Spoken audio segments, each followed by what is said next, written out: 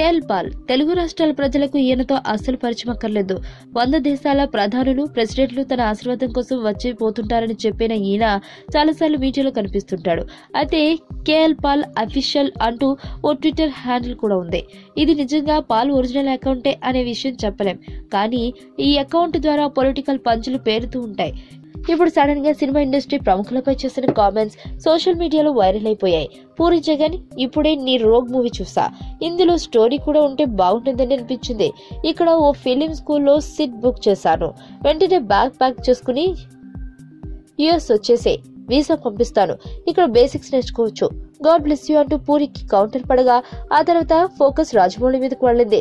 SS Rajamouli, నువ్వు లక్షల రూపాయలు ఖర్చు చేసి బాహుబలి 2 ప్రీ రిలీజ్ ఈవెంట్ చేసి ఉండొచ్చు, కానీ టీడీపీ తన కేబినెట్ ప్రమాణ స్వీకారానికి కోట్ల ఖర్చు పెట్టి నీకు చెక్ పెట్టేసిందంటూ కామెంట్ ఈ ఖాతా ద్వారా పోస్ట్ అయింది. ఆ తర్వాత రామ్ గోపాల్ వర్మను టార్గెట్ చేయగా ఐక్యూ లెవెల్ విషయానికి వస్తే రామ్ గోపాల్ వర్మకు ప్రపంచంలో 3వ స్థానంలో ఉంటాడు, నా సంగతి వేరు, నేను ఐన్స్టీన్ ఓడించేశాను అంటూ కేఎల్ పాల్ అఫీషియల్ ట్విట్టర్ హ్యాండిల్లో పోస్ట్ అయిన ట్వీట్స్ నెటిజన్లను నవ్వులు పూయిస్తున్నాయి.